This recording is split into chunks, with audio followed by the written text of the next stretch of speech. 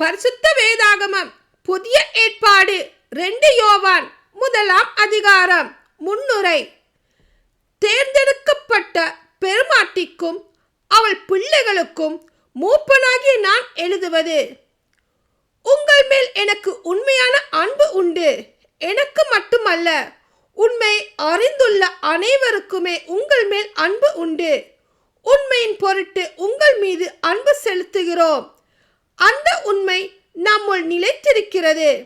அது என்றென்றைக்கும் நம்மோடு இருக்கும். இவ்வாறு உண்மையையும் அன்பையும் கொண்டு வாழும் நமக்கு தந்தையாம் கடவுளிடமிருந்தும் அவர் மகன் இயேசு கிறிஸ்துவிடமிருந்தும் வரும் அருளும் இரக்கமும் அமைதியும் உரித்தாகும். அன்பின் மேன்மை. தந்தையிடமிருந்து நாம் பெற்ற கட்டளைப்படி உம்முடைய பிள்ளைகளில் சிலர் உண்மைக்கேற்ப நடப்பது கண்டு நான் பெருமகிழ்ச்சி உற்றேன். பெருமாட்டியே, நான் இப்பொழுது உம்மிடம் கேட்டுக்கொள்வது இதுவே: ஒருவர் மற்றவரிடம் அன்பு செலுத்துவோம். இதை நான் ஒரு புதிய கட்டளையாக எழுதவில்லை.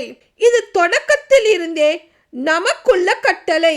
நாம் அவருடைய கட்டளைப்படி வாழ்வதில் அன்பு அடங்கி உள்ளது.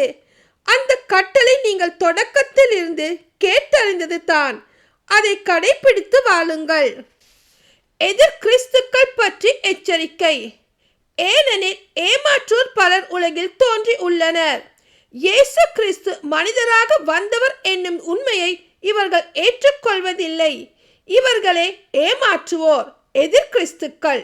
உங்கள் உழைப்பின் பயனை இழந்து விடாமல் முழு கைமாறு பெற்றுக்கொள்ள கவனமாய் இருங்கள்.